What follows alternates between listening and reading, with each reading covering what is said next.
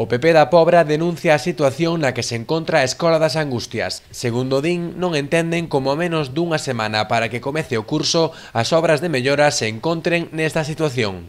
A 3 días vistas del inicio del curso escolar, pues la instalación está en una situación penosa. Creo que es una vergüenza que esto ocurra, es un fiel reflejo de la falta de seguimiento, programación y organización de nuestro equipo de gobierno, que lo que menos le importa, creo que yo, es el tema de los niños.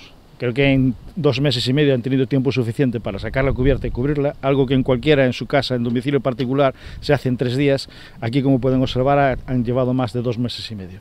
Os populares piden responsabilidades políticas porque din os únicos prexudicados son os máis pequenos. Aseguran que durante a realización das obras que se veñen estendendo dende principios de xullo, as choivas deste verán ocasionaron inundacións no interior da escola. Pues lo que ha ocurrido es que en este verano atípico, donde ha habido muchas lluvias y sobre todo un periodo estival largo donde la inclemencia del tiempo ha sido larga y las lluvias han sido copiosas, lo que ha ocasionado reiteradas inundaciones en el interior de la escuela, con lo que se ha levantado el suelo, los equipos informáticos y electrónicos se han estropeado, la instalación eléctrica estará dañada. En declaracións a Canal Rías Baixas, o alcalde da Pobra quixo mandar unha mensaxe de tranquilidade xa que, segundo asegurou, os cativos poderán comezar as clases con total tranquilidade. Tamén quixo resaltar que o retardo nas obras ten como única responsable a empresa construtora, a que lle pedirá que repoña os danos causados. Es cierto que la empresa ha tardado en cubrir el tejado 2 meses y medio, pero también es cierto que es una falta de programación y planificación. Cuando tú lo que levantas es un tejado,